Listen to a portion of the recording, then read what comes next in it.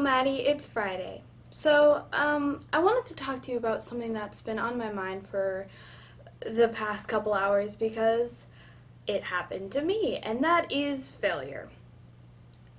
Now, I've never been one to accept failure in earnest, not really. I kind of hate the term failure because it implies that you cared about something enough to want it and then it slipped through your grasp. And it sucks. It sucks a lot. And it's really hard to kind of hear that denial because for the most part, every human being has experienced failure.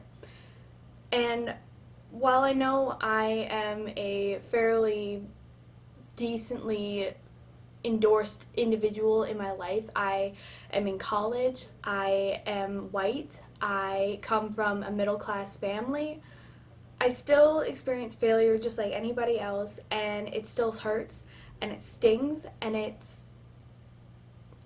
feels almost worse than shame, because you get shame, and then on top of that, that feeling of losing something that you were so close to getting.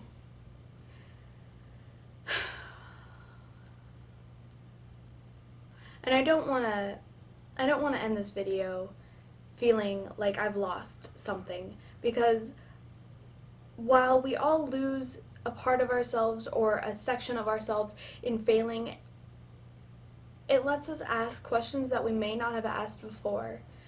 When I failed OChem, I had to ask the question, do I really want to be a doctor? And while at this point I'm not exactly sure, I think the question needed to be asked, and I'm glad I got the chance to ask it. And I'm hopeful for my future, because I think that after experiencing failure of any kind, really, it's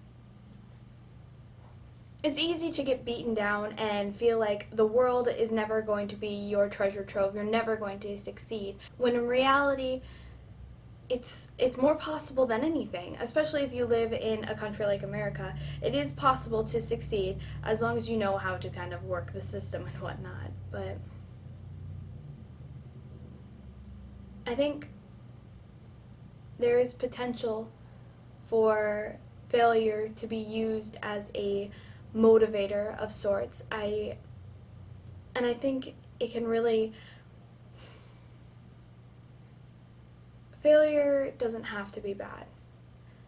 Failure doesn't have to be a death sentence to your dreams. It can be a motivator. It can be whatever you need it to be. Because the wonderful thing about failure is that anybody who's ever done anything they've wanted has experienced failure. In gymnastics, I used to fail all the time. I would fall off the beam, I would fall on floor, I would fall on vaults, I would fall on bars. I got bruises, I got cuts, I got back up in the end. I learned that you can't take failure sitting down, because then you let it win, and that's no way to live your life. I'm gonna leave you with a poem that I finished writing today, because you know I'm a broody college student, so of course I have to write poetry. Failure is biting, stinging, and bleak. It jabs down your throat and reddens your cheeks, reminding you of how stupid you were to think you could make something out of something so meek. Failure sits on your chest, it won't be ignored. It drags you down with its stinging, painful cord, but failure doesn't stop there, making you regret your mare, bringing shame and depression over to Lord.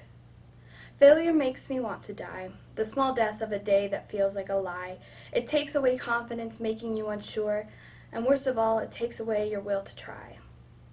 But failure is not something that makes people weak. It strains the heart, but it is only a small tweak. It hurts and sucks, though it is also a lure, pulling you out of the river of life when you get stuck in a creek.